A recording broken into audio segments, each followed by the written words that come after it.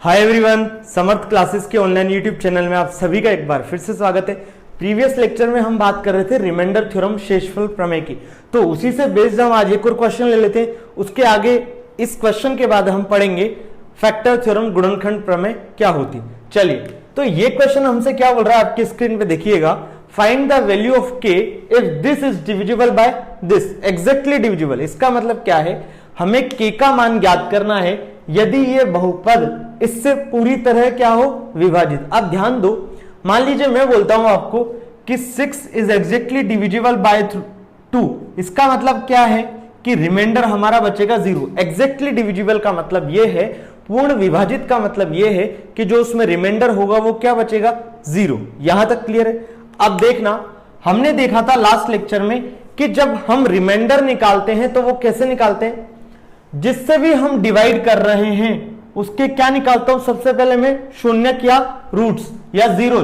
तो इसको जब मैं 0 के बराबर करूंगा तो यहां से क्या आएगा, x बराबर -2।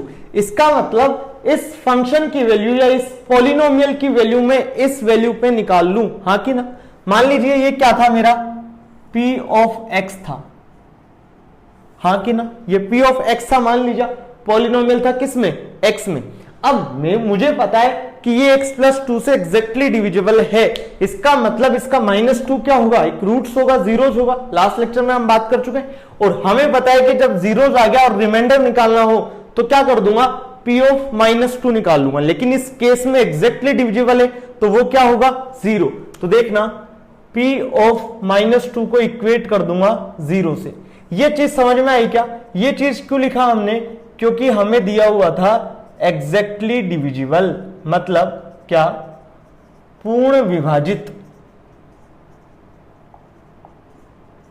ठीक है, बस अब कुछ नहीं क्वेश्चन में, -2 रखना है x की जगह। देखो 2 into -2 the power 4 plus 2k -2 का square plus 3 -2 to the power 3 plus 3 -2 plus 6, और इसको इक्वेट कर दूंगा किससे, 0 से। ये चीज समझ में आई। हमने लास्ट लेक्चर में देखा था कि जब भी रिमाइंडर निकालते हैं तो जीरोस निकाला, उसकी वैल्यू हम पॉलिनोमियल में रख देते हैं। अब क्या कर रहे हैं इस क्वेश्चन में, पूर्ण विभाजित है, एग्जैक्टली डिविजिबल है, तो इट मींस जो रिमाइंडर आएगा, शेषफल आएगा, वो कितना आएगा, 0। तो हमने शेषफल निकाला और उसको इक्वेट कर दिया 0 से। तो यहां से हम क्या निकाल लेंगे, के की वैल्यू। बस सोल्व करना है। ये कितना आएगा, 16 इंटू 2। अच्छा, ये कैसा है, देखो -2 टू दी पावर 4 का मतलब क्या है, -2 इंटू -2 इंटू -2 इंटू -2। हम जानते हैं कि माइनस का 2 बार प्रोडक्ट किया मतलब इवन या सम बार प्रोडक्ट करते हैं तो पॉजिटिव हो जाता है। तो सबसे पहले देखो 2 टू जा 4, 4 टू जा 8, 8 टू जा 16, minus into minus plus, plus into minus minus, minus into minus plus. तो कुल मिला के हमारा आ गया 16 यहां से। ठीक है, तो -2 टू दी पावर पता चल गया 16 होता है, 16 इंटू 2 32 प्लस ये कितना हो जाएगा, माइनस का 4 सॉरी प्लस का 4 इंटू 2 8, तो यहां से आ गया 8k। यहां से कितना आएगा, माइनस का 8, -8 इंटू -3 माइनस का 24, यहां से आएगा माइनस का 6 प्लस का 6 बराबर 0, हाँ कि ना। देखो 6 से 6 काट डाला, बचा क्या, 32 माइनस 24 कितना, 8। तो बच गया हमारे पास 8k प्लस 8 बराबर 0। यहां से आया 8k बराबर -8, तो हमारी वैल्यू आ गई k की -1। यही हमसे पूछा था। दोबारा देखना, हम लास्ट लेक्चर में देखे थे कि शेषफल प्रमेय क्या बोलती है कि एक पॉलिनोमियल है px, उसे डिवाइड किया जाए gx से, और हमें पूछा जाए कि इसका रिमाइंडर फाइंड आउट करो, शेषफल ज्ञात करो। तो हम क्या करते थे, जिससे डिवाइड कर रहा है उसको इक्वेट करते थे 0 से, इक्वेट टू 0, 0 के बराबर करते थे। यहां से क्या करते थे, x की वैल्यू फाइंड आउट करते थे। इस x की वैल्यू को हम पॉलिनोमियल में रख देते थे, तो हमें क्या मिल जाता था, रिमाइंडर या शेषफल। यही किया था हमने। चलो, तो पहला क्वेश्चन आई थिंक क्लियर हो गया होगा। प्रीवियस लेक्चर पे बेस्ड था ये पूरा क्वेश्चन। अब आज का जो हम लेक्चर है हमारा, वो है फैक्टर थ्योरम पे, तो उसी को हम आगे कंटिन्यू में करते। चलिए, तो हेडिंग डाल लीजिए, फैक्टर थ्योरम क्या होती है। फैक्टर थ्योरम,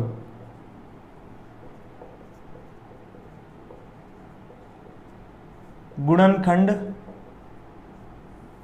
प्रमेय।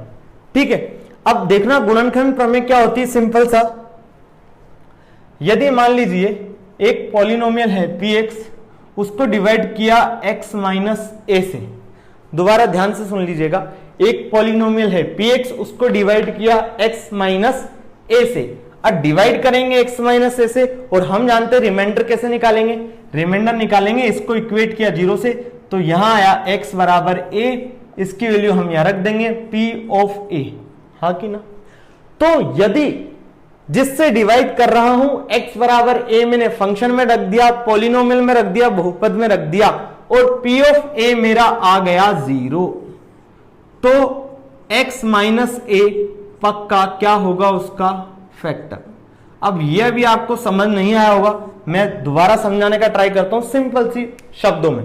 देखना, कुल मिला के आपने किसी चीज से डिवाइड किया, ठीक है, या यूं कहें हम कि अगर किसी चीज से डिवाइड करने पे उससे शेषफल मुझे 0 प्राप्त होता है, या रिमाइंडर मेरे को 0 प्राप्त होता है, तो पक्का मैंने जिससे डिवाइड किया वो उसका क्या होगा, एक फैक्टर। इसको सिंपल से आसान शब्दों में मैं समझूं तो ये है बेसिकली, मान लिया x square minus 4x plus 4 है, ठीक है, ये पॉलिनोमियल है, इसको डिवाइड करना है x माइनस 2 से, तो ये बेसिकली मेरा क्या बन गया, p ऑफ x, हाँ कि ना। जब x माइनस 2 से डिवाइड करूंगा, इसका मतलब इसको इक्वेट किया मैंने 0 से, तो यहां से आया मेरे पास x बराबर 2, इसकी वैल्यू मैं यहां रख दूंगा। देखना p ऑफ 2 क्या मिलेगा, 2 का स्क्वायर माइनस 4 इंटू 2 प्लस का 4, 4 माइनस 8 प्लस 4 मतलब 0। क्या मिला मेरे को, p ऑफ 2 0 मिल गया। इट मींस मैं पक्की बात कह सकता हूं कि x माइनस 2 इसका क्या हुआ होगा, एक फैक्टर, गुणनखंड। यहां तक क्लियर है। तो फैक्टर थ्योरम कुछ नहीं बोलती, रिमाइंडर थ्योरम का ही एक आगे का पार्ट है।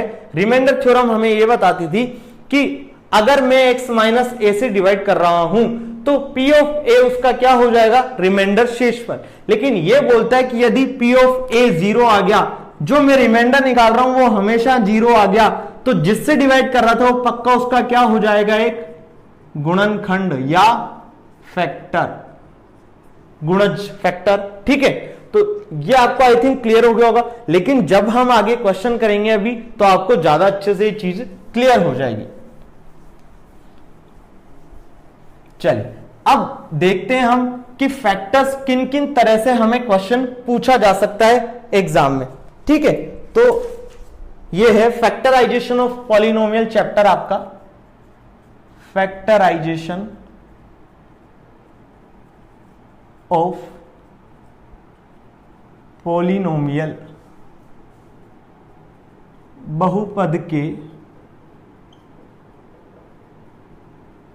गुणनखंड।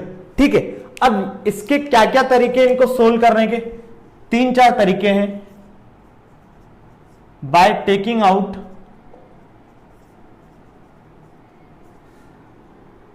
कॉमन फैक्टर, ठीक है, नेक्स्ट हो गया हमारा middle term splitting, middle term splitting, next हो गया हमारा फैक्टर थ्योरम, फोर्थ हो गया हमारा यूजिंग आइडेंटिटीज। ठीक है, आइडेंटिटीज को बोलते हैं सर्वसमीका, सर्वसमीकाएं। ठीक है, थ्योरम को प्रमेय बोल देंगे। ये हो जाएगा हमारा हिंदी मध्य पद विभाजन। ठीक है, टेकिंग आउट कॉमन फैक्टर क्या हो जाएगा, कॉमन निकाल रहे हैं, उभयनिष्ठ पद को हमने बाहर ले लेंगे। ठीक है, तो ये 4 तरीके से हम देखने वाले हैं कि किसी भी पॉलिनोमियल, किसी भी बहुपद का हम फैक्टराइजेशन कैसे कर सकते हैं। अब इनको हम डायरेक्ट क्वेश्चन से समझेंगे, एक एक तरीके को, एक एक मेथड को। सबसे पहला मेथड लेंगे हम कॉमन फैक्टर, उसके बाद लेंगे मिडल टर्म स्प्लिटिंग, उसके बाद आएंगे फैक्टर थ्योरम पे, उसके बाद आएंगे आइडेंटिटीज पे। अब ये आइडेंटिटीज क्या है, तो ये आइडेंटिटीज मैंने आपको 3rd या 4th लेक्चर में पढ़ाई थी। नो आइडेंटिटीज कौन कौन सी याद होनी चाहिए आपको। a प्लस बी का होल स्क्वायर क्या होता है, a square plus B square plus 2ab। a minus B का whole square a square plus B square minus 2ab। Next था ये क्या होता है, a plus B a minus B. Next था हमारा a plus B plus C का whole square, तो ये आता था a square plus B square plus C square plus 2ab plus 2bc plus 2ca। उसके बाद आता था हमारा क्यूबिक वाला, तो a प्लस बी का whole cube, a cube plus B cube plus 3ab a plus B. Next आता था a माइनस बी का whole cube, a cube minus B cube minus 3ab into a minus B. उसके बाद आता था a cube plus B cube, तो ये क्या होता था a plus B into a square minus A B plus B square. उसके बाद आता था a cube minus B cube a minus B into A square plus A B plus B square. Last identities क्या थी मेरी, a cube plus B cube plus C cube minus 3abc। ये होता था a plus B plus C into A square plus B square plus C square minus A B minus B C minus C A, यही होता था।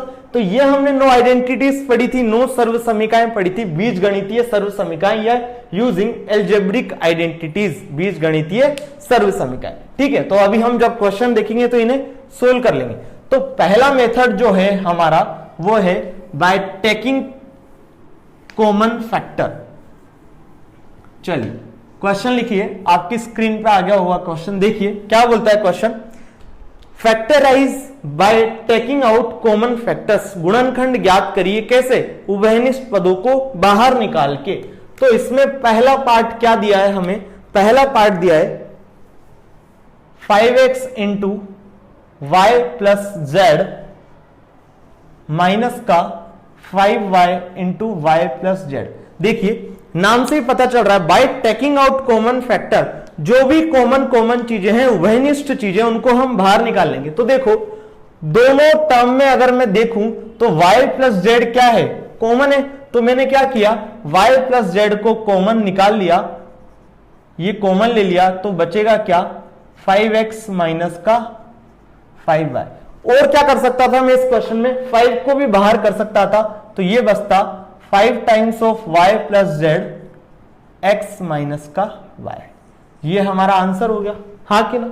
चलिए next part पे बढ़ जाते हैं। नेक्स्ट पार्ट क्या दिया हुआ है हमें, 6 of X square minus Y square plus thrice of X plus Y, यही दिया है। अब इसको भी हमें फैक्टराइज करना है। चलिए क्वेश्चन अगर आपके एग्जाम में आया फैक्टराइज दिस पॉलिनोमियल, इस बहुपद का गुणनखंड ज्ञात करें, और आपको कोई मेथड नहीं दिया, तो हमें ऑब्वियसली दिख रहा है। अब यहां पे देखो आपकी एल्जेब्रिक आइडेंटिटीज यूज हो रही है, कैसे हो रही है देखना। हमने पढ़ा था अभी कि अगर ए स्क्वायर माइनस बी स्क्वायर होता है तो उसे मैं लिख सकता हूं ए प्लस बी इंटू ए माइनस बी। ये हम जानते हैं ए स्क्वायर माइनस बी स्क्वायर बराबर ए प्लस बी इंटू ए माइनस बी। तो देखो यहां ए और बी की जगह क्या है, एक्स और Y. It means X square minus Y square बराबर X plus Y into X minus Y, हाँ कि ना। तो देखना ये क्या हो जाएगा, 6 टाइम्स ऑफ, इसको मैं क्या लिख सकता हूं, एक्स प्लस वाई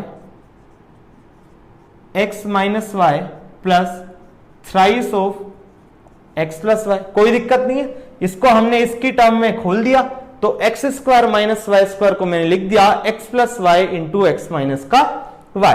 अब देखो इन दोनों टर्म में कॉमन क्या है, एक्स प्लस वाई, इसमें भी एक्स प्लस वाई कॉमन, इसमें भी एक्स प्लस वाई कॉमन, तो एक्स प्लस वाई को मैं बाहर ले सकता हूं। और भी कुछ कॉमन आ रहा है क्या, दोनों में 3 भी कॉमन ले सकता हूं मैं। तो देखना मैंने क्या कॉमन लिया, thrice of X plus Y, thrice of X plus Y common लिया, तो यहां क्या बचेगा, twice of X minus Y, हाँ कि ना। और यहां क्या बच जाएगा, प्लस का 1, क्योंकि thrice of X plus Y हमने कॉमन ले लिया था। तो जब उसका डिवाइड करेंगे इनमें तो क्या आएगा, twice of X plus Y, sorry twice of X minus Y plus का 1, क्योंकि हमने thrice of X plus Y common लिया है, हाँ कि ना। तो ये हमारा इसका आंसर हो गया, इसको हमने क्या कर दिया, फैक्टराइज कर दिया। क्लियर है यहां तक, कोई प्रॉब्लम नहीं है, बढ़े आगे। चलिए नेक्स्ट हमारा कौन सा है देखना,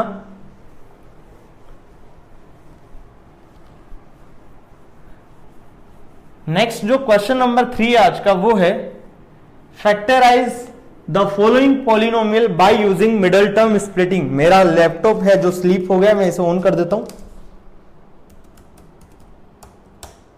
चलिए, तो थर्ड क्वेश्चन क्या बोल रहा है हमें, factorise by using middle term splitting. यहां हमें देखो, मैं क्या करता हूं बेसिकली लैपटॉप में क्वेश्चन देखता हूं और आपकी स्क्रीन पे आ जाते हैं, ठीक है। चलिए, तो थर्ड क्वेश्चन क्या बोल रहा है हमें, factorise by using middle term splitting, मध्य पद विभाजन लगा के हमें क्वेश्चन सोल्व करने हैं। अब पहला जो इसमें पार्ट है वो क्या है, 12x² माइनस 7x प्लस 1, यही है। अब ध्यान से समझना, जब भी ऐसे क्वेश्चन हमें सोल्व करने हो, ये क्या है बेसिकली क्वाड्रेटिक है। हमने देखा था जब पॉलिनोमियल का क्लासिफिकेशन देखा था, बहुपद का वर्गीकरण देखा था कि अगर बहुपद की जो पावर है, घात है, वो अधिकतम 2 होगी तो उसको मैं बोल दूंगा क्वाड्रेटिक या द्विघात। यदि 1 होगी तो उसे मैं बोल दूंगा लीनियर या रेखिक। अगर 3 होगी तो उसे मैं बोल दूंगा क्यूबिक या त्रिघातीय। ये हमने देखा था। चल, तो जब भी मुझे मिडल टर्म स्प्लिटिंग लगाना है तो देखिए मिडल टर्म स्प्लिटिंग में क्या करना होता है। सबसे पहले मिडल टर्म स्प्लिटिंग में हमें मिड टर्म देखो, इसमें मिड टर्म क्या है, बीच का पद क्या है, बच्चे बोलेंगे प्लस का 7x, लेकिन हमेशा हमें साइन भी लेना होता है, तो इसका जो मिड टर्म आएगा वो आएगा माइनस का 7x, हां कि ना।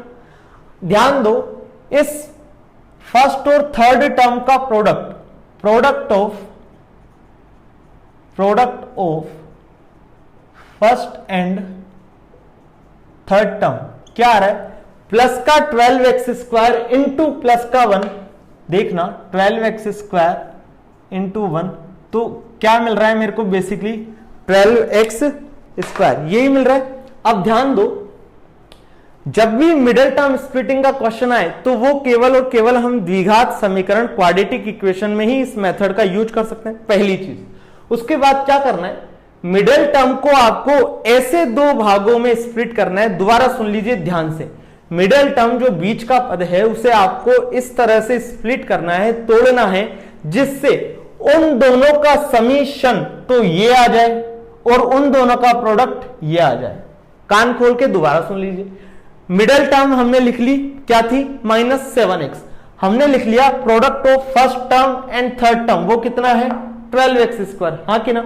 अब मुझे क्या करना है बेसिकली, इस मिड टर्म को ऐसे 2 भागों में स्प्लिट करना है। देखिए middle term splitting, middle term को स्प्लिट करना है, तो इस मिडल टर्म को ऐसे 2 भागों में स्प्लिट करना है जिससे उन दोनों टर्म का समीशन तो ये आ जाएगा और उन दोनों का प्रोडक्ट ये आ जाएगा। तो देखना -7x को मैं ऐसे लिख सकता हूं, माइनस का 4x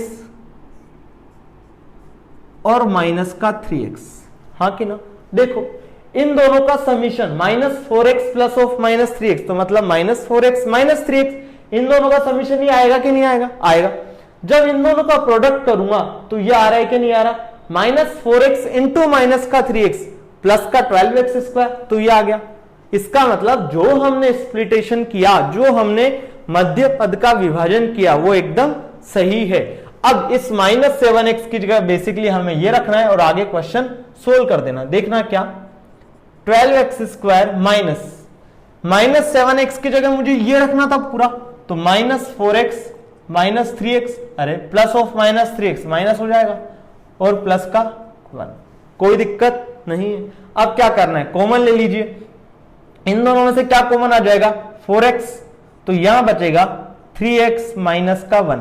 इन दोनों में से क्या कॉमन ले लूं मैं, देखिए मुझे यहां भी यही बनाना है, तो मैं इन दोनों में से क्या कॉमन लूं, माइनस का 1, तो -1 कॉमन लूंगा तो बचेगा 3x माइनस 1।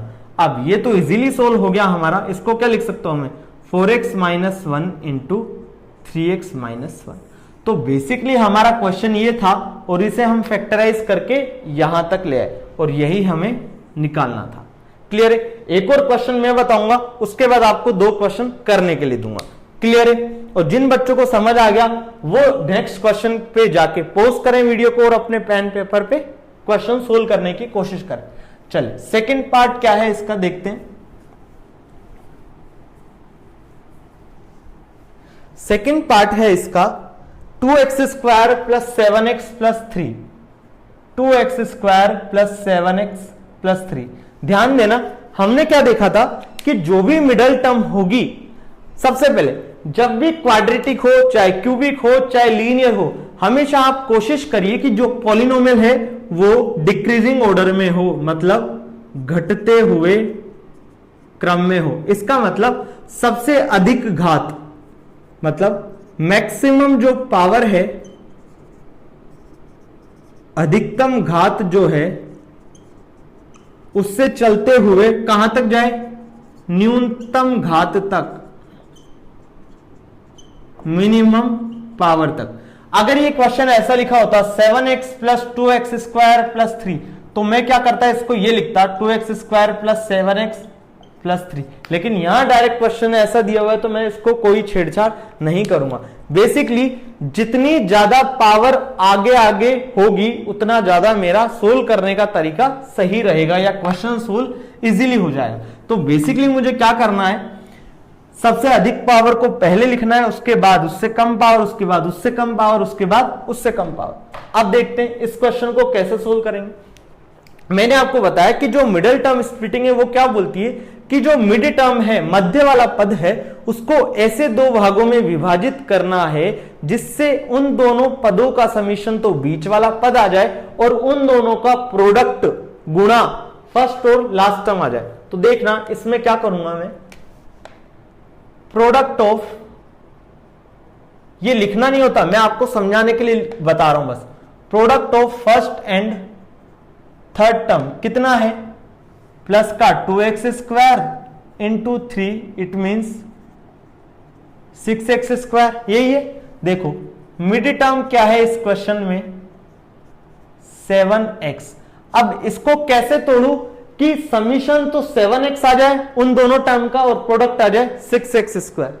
तो देखो अगर मैं लिख दूं 6x प्लस x, 7x को लिख दूं 6x प्लस x, तो समीशन आ जाएगा 7x और प्रोडक्ट क्या आ जाएगा ये। इसका मतलब जो मैं करना चाह रहा हूं वो सही है। ध्यान देना, मान लीजिए कोई बच्चा होता वो इसे तोड़ देता 5x प्लस 2x से, तो इन दोनों का समीशन 7x तो आ रहा है, लेकिन इन दोनों का क्या गुणा 6x स्क्वायर आएगा क्या, नहीं आएगा। प्रोडक्ट 6x स्क्वायर आएगा क्या, नहीं आएगा। इसका मतलब ये जो हमने स्प्लिटेशन किया वो क्या हो जाएगा, गलत। ये चीज क्लियर है। तो हम क्या करेंगे, इस 7x को लिख देंगे 6x प्लस x। अब आपका क्वेश्चन इजीली सोल्व हो जाएगा। 2x square plus 6x plus x plus 3, हाँ कि ना। देखो इन दोनों में से क्या कॉमन, 2x तो बचा, x प्लस 3। अब x प्लस 3 लाने के लिए यहां क्या करूं, प्लस के 1 कॉमन ले लूं, तो x प्लस 3, यहां से क्या लिख दूंगा 2x प्लस 1 x प्लस 3। यह आपका क्वेश्चन सोल्व हो गया।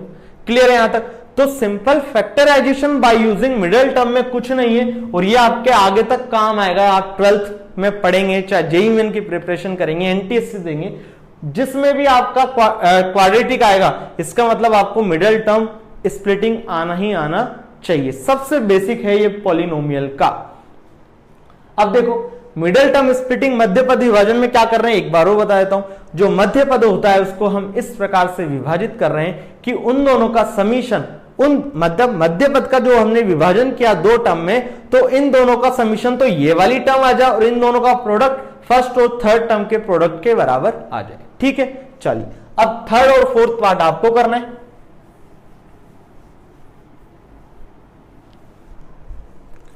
क्या बोलते हैं, थर्ड पार्ट दिया हुआ है हमें 6x square plus 5x minus का 6, और फोर्थ दिया हुआ है हमें,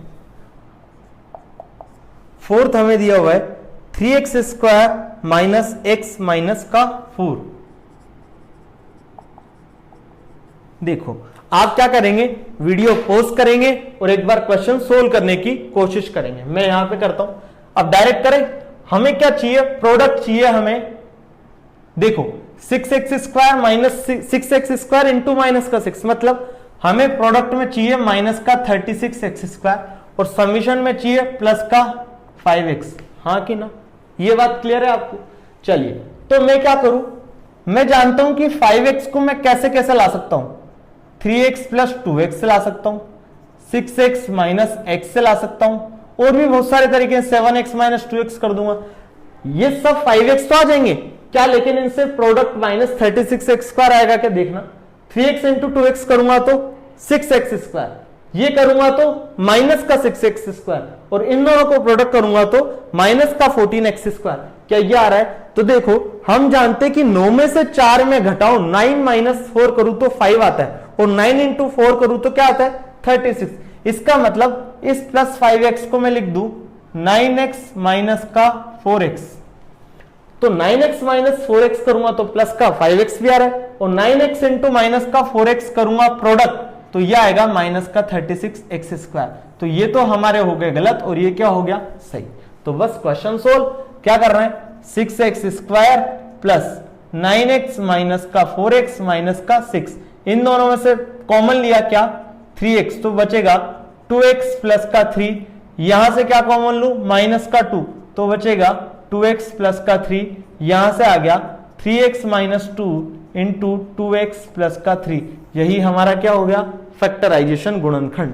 क्लियर है? चलिए इस क्वेश्चन को देखते हैं। इस क्वेश्चन में क्या करना है, मेरे को लाना है प्रोडक्ट माइनस का 12x स्क्वायर, और जो समीशन है वो लाना है माइनस का x। तो देखो, हम जानते हैं कि 4 इंटू 3 कितना होता है? 12। यदि मैं माइनस 4x प्लस 3x कर दूं तो आ जाएगा माइनस x। तो देखना, इस माइनस x को मैंने क्या किया, माइनस 4x प्लस 3x से क्या कर दिया? सब्सटीट्यूट कर दिया, तोड़ दिया, स्प्लिट कर दिया, तो इन दोनों का समीशन तो माइनस x आ जाएगा, और इन दोनों का प्रोडक्ट कितना आएगा? माइनस का 12x स्क्वायर। इसका मतलब जो भी किया मैंने वो सही किया। तो देखना, 3x स्क्वायर माइनस का 4x प्लस 3x माइनस का 4, इस माइनस x को मैंने चेंज कर लिया माइनस 4x प्लस 3x में। अब तो कुछ नहीं है, कॉमन लेंगे, यहां से कुछ कॉमन लग रहा है, कॉमन बिल्कुल लग रहा है, यहां से x ले सकता हूं पहले वाले से, क्या बचेगा? 3x माइनस का 4, यहां से क्या लूंगा? प्लस का 1, तो बचेगा 3x माइनस का 4, फैक्टर हो गए x प्लस 1, 3x माइनस का 4। ठीक है, तो आज हमने देखा फैक्टराइजेशन मेथड। अब बाकी जो दो मेथड बचे, यूजिंग आइडेंटिटीज और कौन सा? फैक्टर थ्योरम, ये हम आगे वाले लेक्चर